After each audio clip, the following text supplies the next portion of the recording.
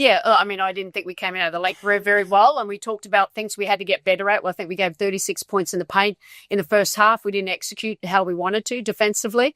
So that was disappointing there. We could score, but we knew it was going to go to another level, and their level went a little bit harder than us. They were playing more physical. We were taking too many quick shots, not the best shots always. I think we played into their hands. So I think once we settled down, we had early in the fourth, they called that timeout. I think we came out, executed. And the rest of the game, it was just much better. We have to be intentional with how we play. 52 points in the paint, that's way too much. It's a really good team. Really good team. Boston's playing so good. They're playing so well. But we're a great team too. I don't think we showed our best tonight, but it's early in the year, and I'm proud of how we hung in there and found a way to win. What did you say at that timeout early in the fourth? Like, what was your message to get out of your heads? We got to stay together. Everyone's worried about shit out there. Worry about, just worry about playing team basketball. I think, it's just more like, okay, whatever happened before, let's get it out of our brains here. The only way we do it if we execute at a high level the way that we're capable of. And it's credit to these. We've been through some mud before, and it was a muddy game, but we know how to get out of it if we just commit to, being consistently great with how we should play. And we got it back. JJ made some obviously big plays there, and we found a way to win. We had good defense near the end. Wanted to ask you about Leo, Coach maybe lower body. Just got hit in the shin. Couldn't hit a nerve maybe. I think so. That's hard. She's big for us, Leo, with what she brings. We already had Niara out, so Jay had to go a few more minutes tonight, and they all had to go a few more minutes. I think both teams there, but that's how important this win is. It's this team, they want to win a championship, and so do we. So hopefully Leia will be okay. Sabrina, when it comes to you, this game, as Sandy said, very muddy at times, and there was a lot of anticipation, of course, for this matchup. How do you like how the team was able to respond, and what stood out to you on how you're able to get this win? Yeah, I mean, it's huge for us, especially to be able to get a game like this early in the year on the road, and a gritty win. I think it's impressive, and for us, it wasn't pretty. And I think being able to see how we're able to grind games out, continue to stay together, and win when it's ugly. And that's, when you get to the end of the year, that's kind of what it looks like. And the ability for us to be able to get that today, I think was huge for our group to see we can kind of come back from anything. And I also think it just shows us areas we need to continue to be better. Like in the third quarter, we should not be outscored 30-13. If we're not, then this game is a completely different game. And so I think it's great for us to be able to get challenged like that from a great team, to be able to continue to find ways to improve. And JJ, similar question. I mean, a lot of times we were talking about the New York Liberty, about how you create matchup challenges. And it seemed like at times Indiana was successful in having you in particular out defending the perimeter. Mm-hmm. How do you see that playing out moving forward? I think for the most part, we do a really good job of switching on to guards as post players. I think we have to do just like a better job of building a wall behind the ball. And I think they kind of exploited that tonight. And so we'll get better moving forward. But ultimately, a win is a win. Coach, in the third quarter, you guys shot a lot of threes, and they went on their run. I think they ended a 9-up run to start the end of the third quarter. And then the fourth, it felt like you guys really switched to what was working in the first half. Was there something specifically that you told the players, like, hey, we can shoot threes, but we're not hitting them. We need to go inside the paint where we have a lot of advantage? Yeah, look, and I just didn't. Yeah, I did say that. I just thought we'll take and become 1-on-1. It's not how that's not our success. It's not, was it a good shot? I'm fine if it's a great shot, but they weren't good shots. They were contested shots. We didn't get the extra pass, the movement. We were very stagnant. So it was just, hey, get back to what we want to do. Okay. Yeah. We got some threes out of it with our movement. JJ in pick and roll actions, I didn't think we got enough because they were late switching too, and then finding some really high percentage baskets down low. But I thought our defense created our offense with our movement, and we executed better.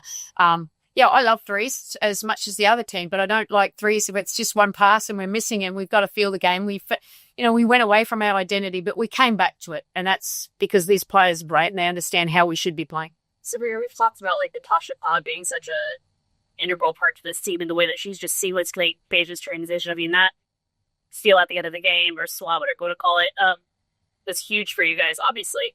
Just can you talk about what you saw on that play in those final seconds and, more about just what you breeze? Yeah, I mean, she had one against Dewana Bonner. That was a huge block at the rim, and then came back and got a huge stop for us there at the end of the game. And I think everyone knows what she brings to this team and why she's so valuable offensively and defensively. And she does it every single night. She plays with a lot of heart, and we know what we're going to get from her. And I think that's why everyone was so happy when she was able to come here and be a part of this team. And we trust in her and her ability to continue to get downhill. She had a great offensive game as well, just pushing pace, getting the ball while also guarding the best player on the other team. So I think it speaks volume about her and her commitment to wanting to be great. We'll go to Zoom, starting with Miles. Hi, all. Congratulations on the win.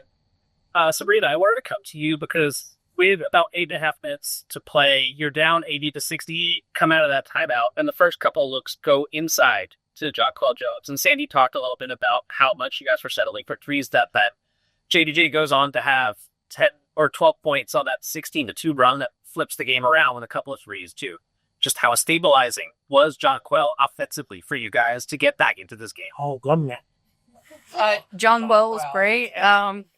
I mean, we know what she's capable of doing, and to be able to kind of be a part of her own run was really fun. Like, I was just looking for her every time I could, believed in her shot and knew she was going to get some great looks, and kind of kept, pouring into her, knowing that we needed her to go out and be aggressive in order for us to get back into that game. And I think that's the beauty of this team. It could be anyone at any time, and JJ stayed ready throughout the entire game, and then when we needed her most, she showed up. We'll go to Jackie. Hi, all. I'll start with JJ. JJ, I'm curious, what switch flipped for you to know that you just had to take over the game in the fourth quarter? And why did you think the team was in your heads, as Sandy said? We're in our own heads. Team isn't in it. No, yeah, I think that's what you meant. But no, I think I started off the game pretty aggressively. And I think just through the flow of the game, we have different looks, we have different shots and things that go on. But I think it's part of my role in this team is just to be ready when my number is called and to stay locked into the game. And I think it's an area of growth for me from last year. I think sometimes I did get kind of out of the game, and I kind of felt myself slipping into that a little bit during halftime. And I kind of talked myself out of it and just understanding that there's no room for that. And so, it's just going out there playing, trusting my teammates and trusting that, we're going to make the right plays for each other because that's what makes us successful as a team, and just playing the game. And being in our heads, I think we just a little bit of what I just said of kind of getting within ourselves and not really focusing on what we could do to help a teammate, to help somebody else out. And Sandy, for you, I'm just curious how you all get Marine getting a little bit more aggressive. I'm just curious, why do you think she struggled and looked a little bit more passive today after we saw her super confident during the preseason? Yeah, we want Marine to be confident and playing and being aggressive. And, we got to make sure when she comes out there that we're running plays for her. And Marine's just not overthinking it and playing. So that will just be a conversation we'll have. She's a great player, and we need her to be aggressive and take some pressure off them, everyone else, and put her a little bit more in the action. Thank you. We'll go to Jeff. Hello, thank you. Congrats, man. My question will be for players. Kind of a two-part question here. What does a game like this teach you about yourselves as a group with so many relatively new pieces, such as Natasha Cloud, such as Kennedy Irvin, a larger role, and importantly, it's a Freddie Glove tonight?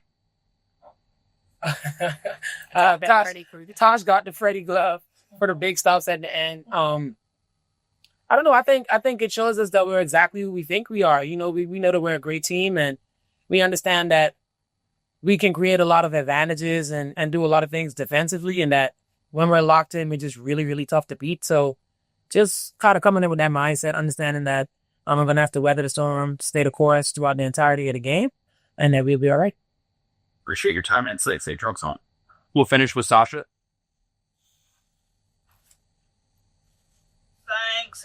Dr. JJ. Yeah. Look, you in action. I was listening to your post-game interview. Just talk to me more about that staying the course line that he mentioned. It has really felt like a playoff game, and it's only a third game back into this new season. So talk to me a little bit more about staying the course and a win being a win, but it felt so much like a playoff atmosphere. Yeah, we just knew that coming into this game, it was going to be a really tough game for us, and that they were going to try to do a lot of things to, just obviously win. And so that the crowd was going to be loud, that they were going to have a lot of energy. And, a lot of teams, they get up to play us and they're excited and they mark that game off on their calendars. And so we got to be ready for that. But I think we did a really good job of regrouping. I think at times when we felt the separation, leadership on the team really spoke up and talked about just trusting each other, doing all the little things to make sure that we can feel that our teammates are behind us, whether that's calling out screens, whether that's being and helping you're supposed to be there, of just really just doing your job so that that trust is earned and it's not just an expectation.